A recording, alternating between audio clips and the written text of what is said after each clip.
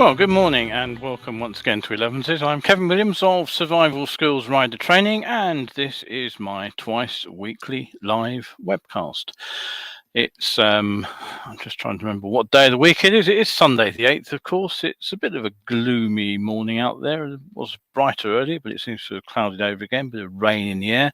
Not particularly cold, which is one good thing in our London winter. Right, well, I have a fairly packed show for you again today. Holiday season fighting has apparently erupted at the UK's EV charging points. Fairly unbelievable. Phuket is targeting a road safety campaign at what they describe as dangerous foreigners renting bikes. Uganda is planning an e-bike swap. Take your petrol engine bike in and get an e-bike at half price. Are Honda developing a retro with their new 750 twin motor? That's a question I'll be asking. SBS are launching greener brake pads. We'll also be asking a question whether the Jetpack Aviation speeder flying motorcycle is fly in the sky or fly in the pie. And finally, we'll round off with today's discussion point. I'll be looking at the challenge of developing a powerful electric motorcycle. And I'll be doing that by charting the history of Curtis Motorcycles electric bikes. So that'll take me 30 odd minutes. So settle yourselves down, get yourself a brew or a coffee if you haven't already got one, and join me for the rest of the show. Now, a little bit of housekeeping before I go any further. Just a quick reminder of the live online talk shows which are coming up. I'll just get the right graphic up on screen. There it is. It's that one there. So those are the two next events. January's live event is looking at sports psychology and visualization. That's Wednesday the 11th at 8 p.m. And in February, I'll be headed back to the Science of Being Seen project, which I feature every 2 months. And this will be one of the in-depth looks. And this will be taking a look at the latest research on what constitutes effective day riding lights. And I'll talk about how practical some of that research is and give you some ideas that you can perhaps put into operation on your own bike. That'll be Wednesday the 1st of February, and that again is at 8 p.m. in the evening.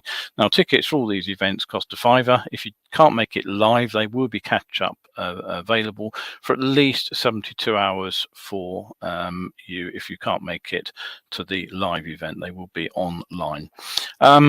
So what's the January talk? A little bit more detail. Well, it's what I call armchair riding, really. It's all about what you do in the comfort of your own home. You can use a technique called visualization. And the idea is here, what you do is that you run through in your own mind techniques and procedures that are difficult to replicate in real life. So we can practice till the cows come home doing emergency stops in a car park. Doing a real life emergency stop when a vehicle pulls out in front of you is rather more difficult to practice. And the fact is that many riders don't actually make a good fist of it. So we'll be talking about how you can use these tricks. It's all from sports psychology. It's a well-proven science. It works for sports people. There's absolutely no reason that we can't apply it to motorcycling. Indeed, we should be applying it to motorcycling. So even though the weather's not so good here in the Northern Hemisphere at the moment, it doesn't mean we can't improve our riding in our imagination. So just to remind you, that's Wednesday the 11th at 8 p.m. Do sign up for that if you possibly can. The link is on the screen in the preamble, but I'll just put it up in the comments for you once again. So if you have missed it, do pop over and try to come along to this talk if you possibly can. And Kevin's looked in and said good morning. Hello, Kevin. Nice to see you there. All right, so that is Wednesday's live talk. So on with the news. Well, interestingly, there were reports at the end of the holiday season of electric car owners fighting each other at charging points. the arguments broke out between drivers about who was next in the queue. Fights are said to have broken out right across the UK, outside supermarkets, restaurants and gyms. And something else which seems to be going on with increasing regularity is that drivers will pull up next to a car that's already charging, pull the plug out of that particular vehicle and pop it into their own to get a top up for their own car. I had asked previously, actually, many months ago, exactly how you were supposed to secure the charger into your own vehicle. It appears that in many vehicles you can't. So the not so festive season for electric car owners found them waiting up to 3 hours, no less, to charge their vehicles. That was recorded at the M6 service station at T-Bay up in Cumbria, which of course is the one of the popular stops. There's a really good farm shop there, rather expensive one, mind, but there's a very good farm shop on the way to Scotland. And there were reports from other charging sites on motorways being overwhelmed with people trying to get their cars charged up. Now, given the total inadequacy of the UK's charging system and the fact the government have reneged on various promises to get charging points out on the roads, and the fact that EVs are becoming increasingly mainstream, this scarcity of charging points is now starting to create not just range anxiety about whether you'll get to the next charger, but range anxiety about whether you'll actually be able to charge up at the next charger. Tim Alcock from Lease Electric leaseelectriccar.co.uk. They apparently commissioned a report into EV charging points.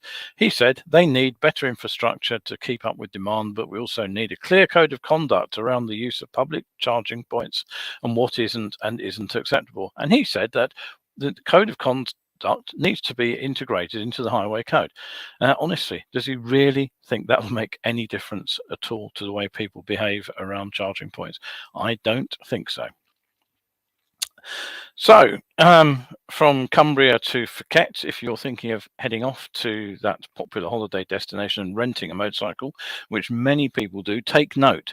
The Internal Security Operations Command, which serves as the political arm of the Thai military, have been briefing road safety officials with the latest casualty list. Now, the meeting, which appears to have been part of a road safety campaign to discuss measures for 2023, takes aim at foreigners who rent motorcycles and then, quote, ride dangerously on Phuket's roads. The report says that with foreigners more prone to being involved in accidents than locals, and the official report of the meeting stated that the relevant agencies have been ordered to find ways to prevent visitors from endangering themselves, and presumably locals too, in order to reduce accidents. Now, with motorcycles continuing to be the most popular form of vehicle involved in crashes, the report identified risky driving behavior, drunk driving and speeding as the highest ranking critical factors causing the accidents. So no great surprises there then. Head to Uganda and you'll find a country that is on a mission to replace the internal combustion engine with electric vehicles. Now, many of the bikes used in Uganda are boda bodas, which are motorcycle taxis. And President Museveni recently announced that the government will be providing electric motorcycles as a trade-in for Ugandans who are currently riding ICE-powered motorcycles during his year-end national address. Now, the Ugandan government isn't actually going to fund the project, but they will be working with investors who, they say, will offer riders a deal to trade in their petrol bike, and they'll be able to replace their petrol bike with a new electric motorcycle at 50% of the cost of the new electric machine. And the cost isn't outrageous. I mean, not sure how much the average Ugandan earns, but basically the cost of the new bike is 5 million Ugandan shillings, which equates to US dollar price of 1,340 US dollars. So that's what, about 1,100 pounds, I think, at current exchange rates. Now, in turn, the investors will be granted a license to operate charging and battery swap stations, and that is how they will recoup their investment in taking these ICE bikes off riders' hands. Now, the electric motorcycles themselves are going to be produced domestically, and they are designed for urban operation. They're not long distance machines. A single charge will take them about 70k, which is about 40 odd miles. The machines will have a leased battery too, and they'll be supported by a network of charging stations, but also battery swap stations. So again, another investment in battery swap technology. Obviously, that affects the mass of the battery that you can actually lift out of the bike, and that is one of the limitations on range on these machines. Essentially, the batteries get too heavy to lift fairly quickly. Now, as in the UK, the charging infrastructure is lacking currently in Uganda, but the plan is that by giving the private independent companies this chance to build the infrastructure, it's hoped that the network will be installed fairly rapidly and at reasonable costs all round. And it represents, in fact, the biggest single program designed to replace ICE powered motorcycles in Africa. Now, apart from the environmental benefits, the riders are said to benefit from lower operating costs, because the bikes will be cheaper to recharge than they would have been to fill up with fuel for the same distance, and they have lower operating costs because there's very little that you can do to service an electric motorcycle. Now, in time, Uganda's plans are, in fact, to shift the entire transport system from petrol to electric. The President, Museveni, he said the shift in transport vehicles is not only in respect of motorcycles, it also involves buses, cars, minibuses, pickups, etc. So, some fairly startling plans there from Uganda. Makes us seem a bit backward, doesn't it, when we start talking about third world countries? Where are we? Fourth world these days? Hard to say. Kevin, so he says, so glad to see the UK are ahead of the game with the electric vehicle charging infrastructure. Just as well there isn't a forthcoming ban on ICE vehicle sales or concerns future electric suppliers. Yes, absolutely. If we're going off half cock on this, could we do better at going off half cock? Well, I don't think so. I think if there's a cock up to be in the process of being made, I think that's what we're looking at right now here in the UK. Now, just set a reminder, don't forget these shows go out at 11. They go out Wednesdays and Sundays. And if you can't catch one live, you can always head over to my YouTube channel, Survival Schools UK. Don't forget that all important UK on the end. And you can find all the shows historically in that channel there, along with all my other videos. So, if we're looking at the last throes of the petrol engine, Honda's brand new CB750 Hornet has been getting some good reviews after it appeared at Intermot in October. It's on sale already.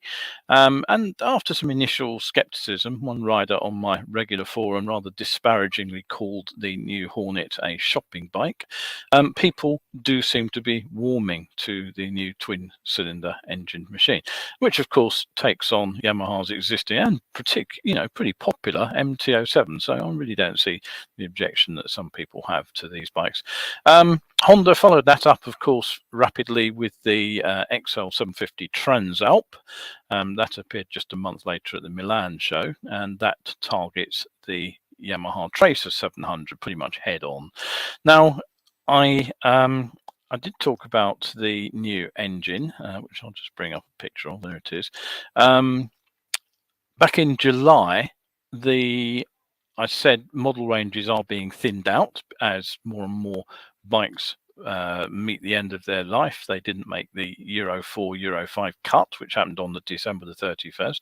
So it's no great surprise that Honda are keen to make the most of their all-new 750 engine. Obviously, quite an investment to make the design and build the thing in the first place. So these two machines did debut at the end of last year, but it was also being suggested that there are two further machines in the pipeline. Now, the first of those was actually said to be a CBR 750RR, which was supposed to go toe-to-toe with Yamaha's new R7 sports bike. The second machine was touted to be a Hawk 75, which would be a retro-styled sports bike with a top half fairing at a more affordable price than the matching NT 1100 powered Hawk, which was introduced earlier in 2022. But is a CBR 750RR based on the twin a likely model? Well, actually, thinking about it, I would actually suggest not, since it turns out that Honda have actually upgraded both the CB 650R and the Fared CBR 650R with a fully revised Euro 5 compliant engine, which apparently has been achieved with no loss of top speed either. And they've also upgraded the front suspension to make the bikes a little bit more poised on the brakes, I guess, and on the bumpy bits. So those two bikes are already in the range, and they will be carrying on, presumably, till the end of life of petrol engines. So it would seem a little bit daft for Honda to build a twin-cylinder competitor. And according to a Japanese source, which I spotted this week, the next model will actually be a retro-styled machine along the lines of the Kawasaki Z650 RS. Now, if you want a sort of an idea of what it might look like for Honda, take a look at this. That particular machine is Honda's GB350. It's available in Japan and it's available in India. It's a relatively low-powered single-cylinder motor, but it gives you a hint of the sort of retro styling that could make sense for Honda to wrap around the 750 twin motor. And the Japanese machine suggested it would be called the GB750, which actually aligns nicely with these machines here. And it's being talked about as possibly appearing in the autumn shows. Now, whether there's room for a retro-fed Hawk in the lineup as well as that sort of alleged GB750, who knows? But if it's simply a matter of slotting new bodywork on top of the engine chassis platform, it's not beyond the realms of possibility, is it? That's what I would say anyway. Right, so next story. It's increasingly recognised that it's not just the emissions from petrol engine, though, that cause problems. It's actually particulates from the wearing down of things like the vehicle tyres themselves and the brake pads. And they create a particularly nasty form of particulate pollution in urban areas. And to be honest, motorcycles with their wear-fast tyres and brake pads are likely to contribute more than their fair to the share to the problem. So the latest company to look at producing more environmentally friendly pads is the Danish manufacturer SBS Friction AS. So what they have done is they have removed some what were described as previous key friction materials, and these include copper and nickel, which are used in sintered pads, and antimony, which apparently is found in the ceramic formula that binds it all together. So these have all been replaced by an iron-based formula, which gives what they describe as an improved coefficient of friction, whilst also, they say, being more environmentally friendly. There's plenty of iron as a resource, that's for sure. Now, the new product will be named SBS Better Brakes, and they are available now. Now, in terms of what do they do for the rider? Well, they are said to maintain a consistent braking experience with more sense of control, and these re-engineered compounds are also claimed to offer an improved coefficient of friction. In other words, they grip harder, and that means they offer a more efficient braking effort. And it says that they can reduce stopping distance by up to 12%. Or another way of putting that would be that you probably can get the same braking distance with less braking force on the lever, which would be nice. hopefully, though, with significantly less effort too. Now, one proviso with all these new brake pads is that as yet, that I would say they're pretty much untested on older brake discs. They may be optimized to work with the very newest materials they use for brake discs. But I still remember fitting a set of Ferodo's brand new sintered pads. They were the all singing, all dancing, top of the range pads that came out back in 1990, so a few years back, but the story is still relevant. I fitted them to my almost new GS500 when the original pads actually wore out. Now, the dealer was out of the Suzuki original pads, which I wanted to fit because I know that the pads that are fitted to a machine when it arrives out of the crate are optimized to the disc material. But unfortunately, 1 week and less than 1,000 miles of dispatching later, I was back at the dealer, and not only needing new pads, but a new disc as well. The pads had worn down to the metal in 6 and a bit days, and as they'd worn, they had trashed the front disc as well. So I very rapidly went back to the original Suzuki pads on the standard disc. Now, if the UK's EV infrastructure doesn't appear to be ready to support the number of EVs on the roads right now, then a technology that I really struggle to see arriving anytime soon is the so-called flying motorcycle. Yet, according to one article that appeared last week, Jetpack Aviation's speeder could hit the skies soon because it's undergoing flight tests and working towards FAA certification. The article says it could be in 2 years. So let's have a look at this particular flying bike, and here it is. That's the one. Now, the speeder, which there is seen on display, it was shown at the Pacific Air Show back in last summer. It's just designed or described rather as a flying street bike. Now, as you can see, it uses 8 tiny but powerful jet engines, and that gives it a cruising speed of 60 miles per hour for about 30 minutes. So you're not going very far on it. And the Jetpack Aviation CEO David Mayman says, "We're working on a special airworthiness certificate for experimental certification. It's taking longer than expected because this is a significantly different animal than the FAA has ever had to deal with before. It also seems to be an entirely different animal to anything Mayman's been working on previously. The miniature jet turbines apparently come from the jetpacks that Mayman has been flying around on for some time, but the building them into this new machine means that the thing needs to be self-stabilized because it's apparently quite difficult. The turbines take time to ramp up thrust and sort of back it off again. So it's very easy for something like this to actually tip apparently out of kilter. And it seems that stabilization technology is taking longer than expected. Now, the speeder prototype actually appeared back in 2019. And it was already being touted as ready to fly in a couple of years, but it appears that Jetpack Aviation then spent 18 months building an entirely new form of flight control software to, they say, better control the prototype. And the prototype at the moment is an unmanned bare bones structure.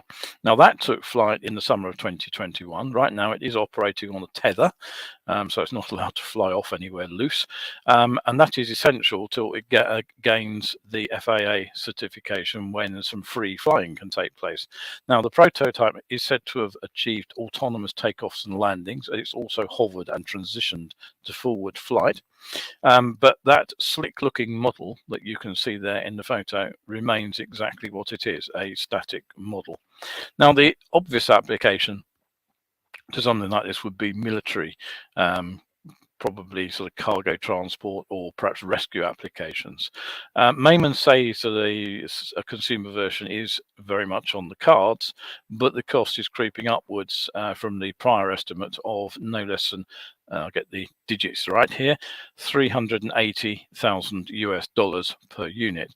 Now, right now, if they can focus on the military version first, then that may actually find a way of funding the prolonged testing, which would be essential for aviation use. Now, Jetpack Aviation are still saying it'll be available in two forms: an ultralight license-free version, which anybody can fly without any certification at all. That'll have the restricted top speed of 60 miles per hour and a fuel load just 5 gallons, so it won't go very far, as I said. But there will be, they hope, a higher performance version that requires a private pilot's license and will have no fuel or speed restrictions. The Jetpack promise to provide specific speeder training to whoever buys one, which would be pretty handy in the piloted motorcycle form, because the speeder could potentially reach, they say, 250 miles per hour and 100 feet of altitude.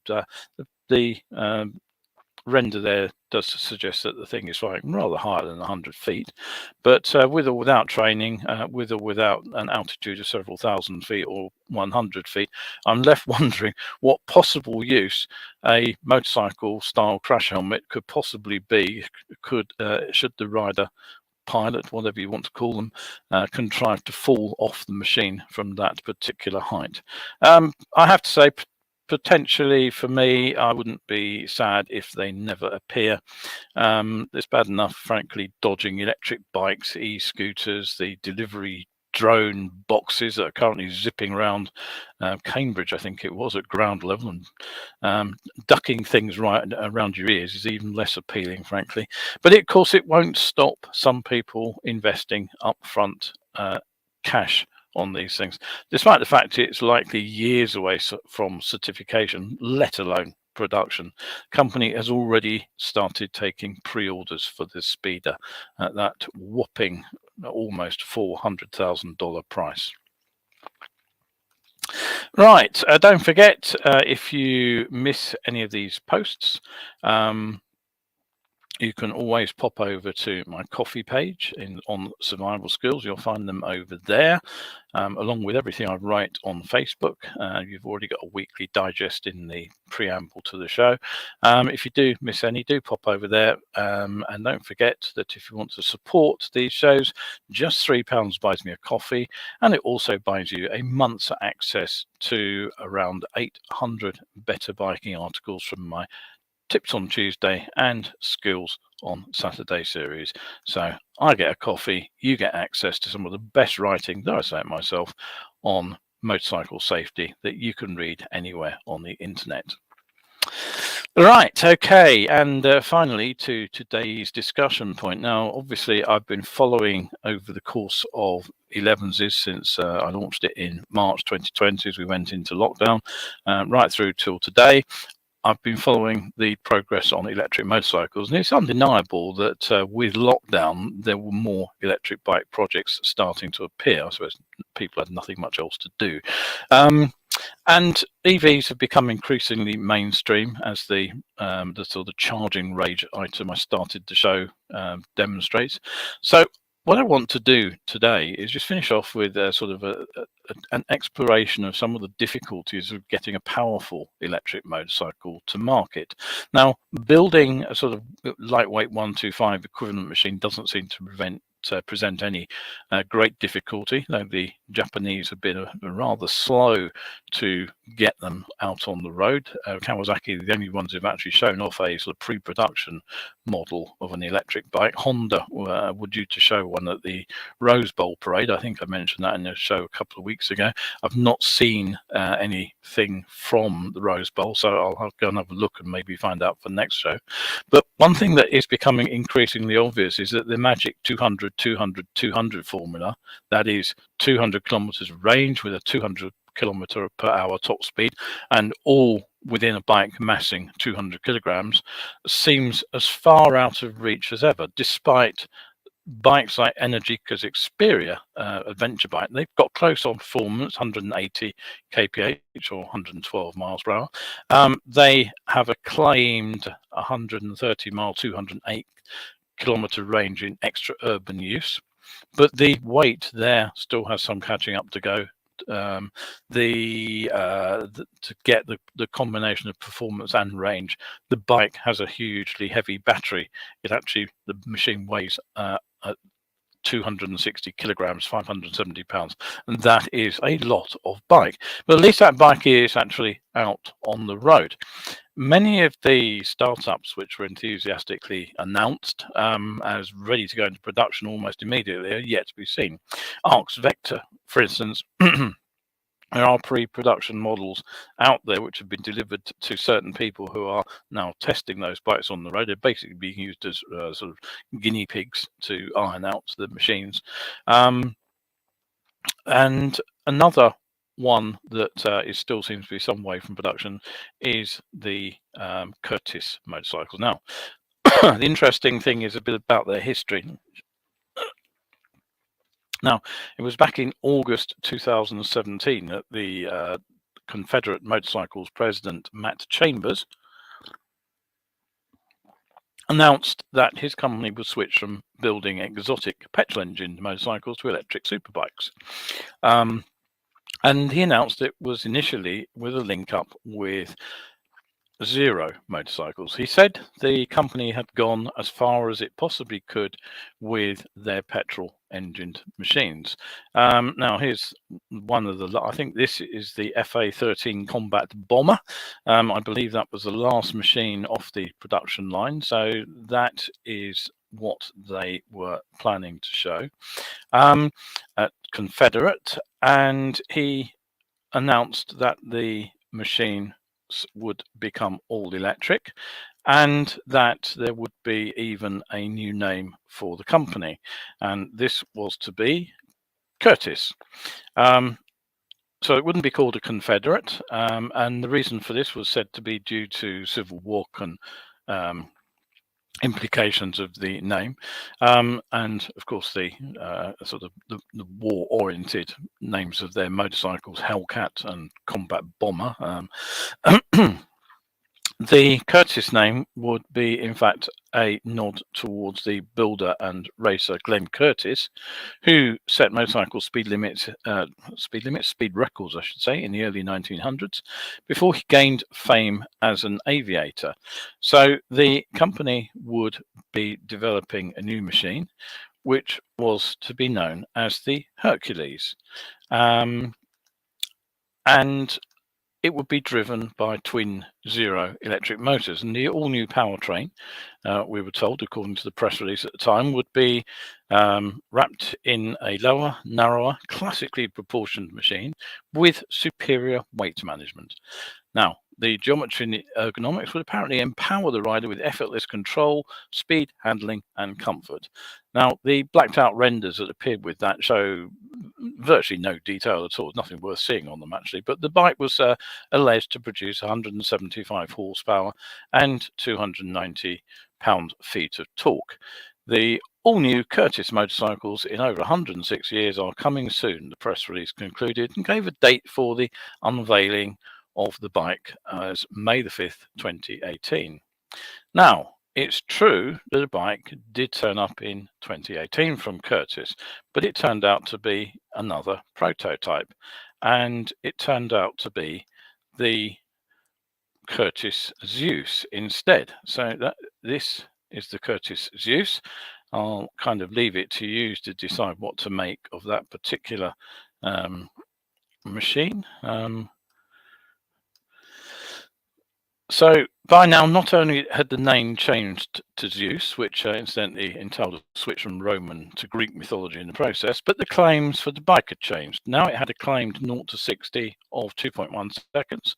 Power was now up to 190 horsepower, 140 kilowatt, but torque had dropped to 145 pound-feet, perhaps to preserve the rear tyre for more than a few hundred meters. Now, just to give you a comparison, the 2.3 litre Rocket 3 produces 163 pound-feet of torque, and I think that is the torqueous production motorcycle that is available to ordinary people. Okay, the biggest change, though, was that the range would be no less than 280 miles on a full charge, so around 450 kilometers, so more than double that 200-kilometer sort of target from the magic formula. Now, if you're a regular here, you'll know that I've always been very skeptical about claims like that from bikes with that kind of performance. Now, this particular model was due to appear in 2019. Price, this time it was priced at $60,000 and there'll be a $6,000 non-refundable reservation fee. Now, one writer, clearly without actually having seen a production model, said the Zeus may sound expensive, and it is, but at least you'll be getting an extremely unique bike for the cash. Well, the question is, of course, that was if you got one, because despite promises it would be in production by 2019, Curtiss then rolled out a series of updates and design changes, which were, according to one report, supposed to tweak the bike before it headed to full production. Well, as far as I can tell, these use never made it that far. And Curtiss design director Jordan Cornell, he later explained, our original Zeus concept prototype featured obsolete battery and motor technology that was as graceful as a cinder block. So what happened next? Well, a new machine arrived on the scenes. And this is a render of the bike. Here it is. This was the Curtiss V8 Hera. Now, by now, the Zeus, we're in mid-2018, the Zeus was now reduced to being described as a concept. Remember, it's supposed to be going into production.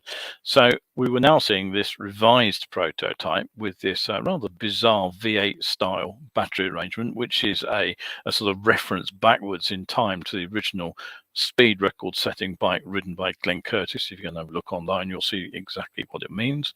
And the bike was called Hera. Now, in Greek mythology, Hera was both the wife and the sister of Zeus. I think I see what they did there.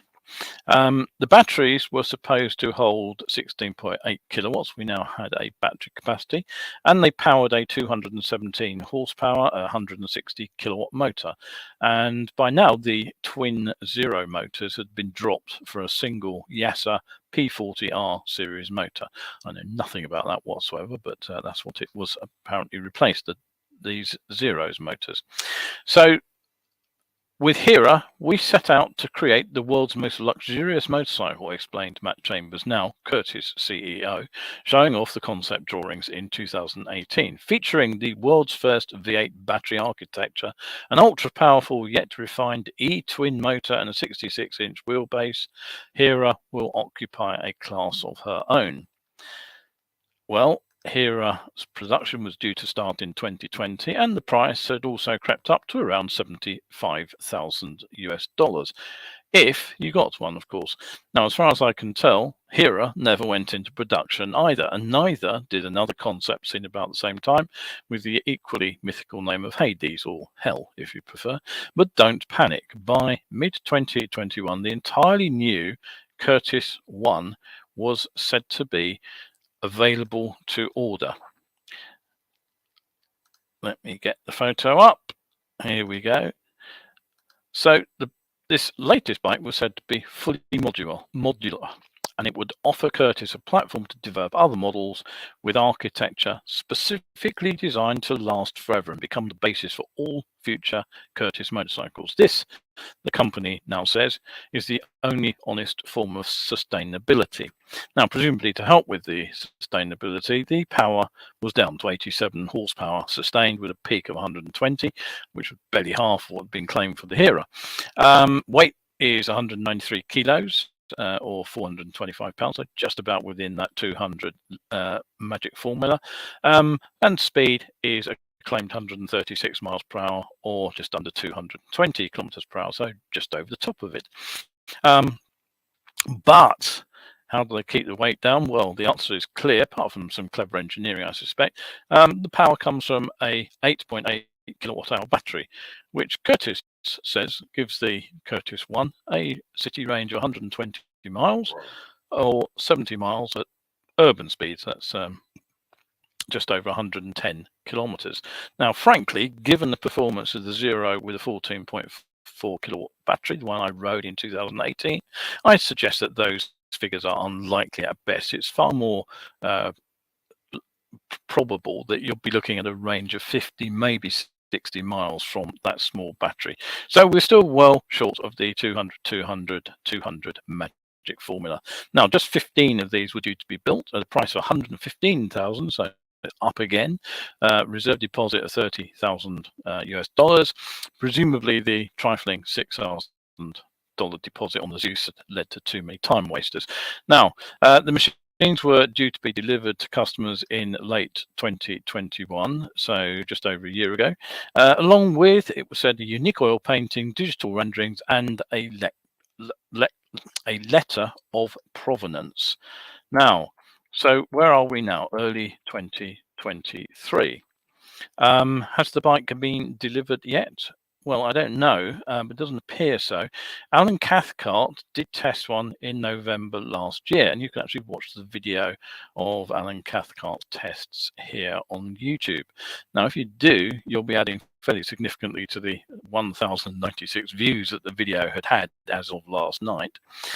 So, 5 years on from the original pronouncement of the motorcycle, last month, Curtis Motorcycle Company announced what they called an American Legacy Restoration. What the hell does that mean, you might be wondering?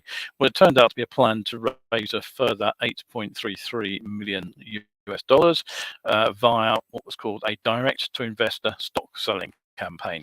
Most of us know that as crowdfunding.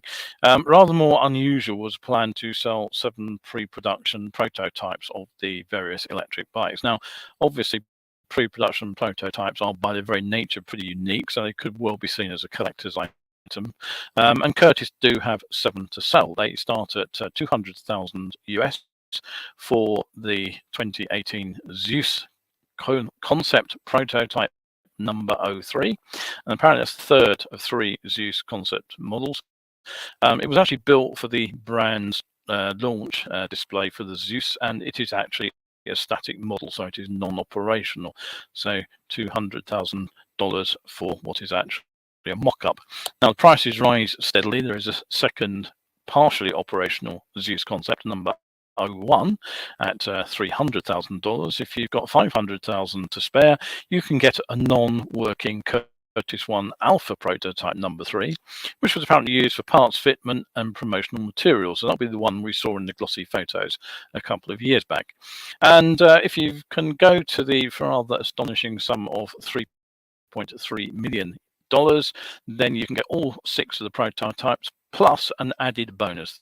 The Curtis One beta prototype number 1, which is black and operational, which was used for, quote, from the original press release, for tuning, final programming, and journalist road testing. So that, I guess, is the one that Alan Cathcart would have been riding. But have any bikes actually been delivered by the end of 2022? Well, Curtis says that it's already received over 2.7 million in pre-sales orders for the Curtis One, with an additional 1,200 qualified buyers who have expressed interest in joining them. Well, it implies then that the 15 bikes that were promised haven't been delivered yet. They are still pre-sale orders, and the expectant customers are still waiting for them. The additional 1,200 qualified buyers is also interesting because only 15 bikes were promised to be built, you'll recall. And the 2.7 million figure is also interesting because that would add up to 1.72 million. Basically, give them an extra million in hand. Does that mean they will be making more than the promised 15 bikes, or will there be another redesign or a cheaper model? I have no idea. As I said a few shows back, it does seem that the 200, 200, 200 ideal for an electric bike is seemingly still well out of shot for e-bike designers. And my guess is that as end users of these things, we are going to have to recalibrate our expectations. I think the designers are beginning to realize that the technology simply isn't there for a bike with that kind of range and performance with a modest, a manageable weight for most riders. And frankly, having a notional top speed of 200 kilometers per hour, 125 miles per hour, it's all very well, but it's not really where the bike performs for most of us for use on the road. It's really between 40 and 80-ish, which is most important. That's where we need the acceleration to exit bends to overtake, that kind of thing. So, as I say, I think we are all going to have to rethink what an electric motorcycle can do, and I'll be very interested to see whether ARC, for example, get anywhere near those figures. Lightning's Strike, they've talked about some new battery technology which gives them a much quicker recharge time as well as longer range for their performance bike. There's the Triumph TE1 prototype, which has been described as giving very promising results, but it is a prototype. There's no bike following that up yet, and I don't think it's a coincidence that Honda and Kawasaki, two of the biggest motorcycle manufacturers in the world, are focused on 125 equivalent machines. Hopefully we'll get something with a little bit more zip than a 125, but I think, frankly, that the bikes from the likes of Zero and Energica are probably about the pinnacle of what we can expect with current technology. Maybe things will change in the next year or so. Trust me, I will be coming back to this story of how electric motorcycles are coming along regularly, so do follow me if you want regular updates on what's going on in the world. Right, okay, that's pretty much it for today. So if you are about to head out there on your bike, then enjoy your ride. I think it's going to be a wet afternoon, but if you do venture out, or if you are in a sunnier part of the world watching this, down maybe in New Zealand or Australia, or over in California, where many of these electric bikes, of course, have been born, do stay shiny side up.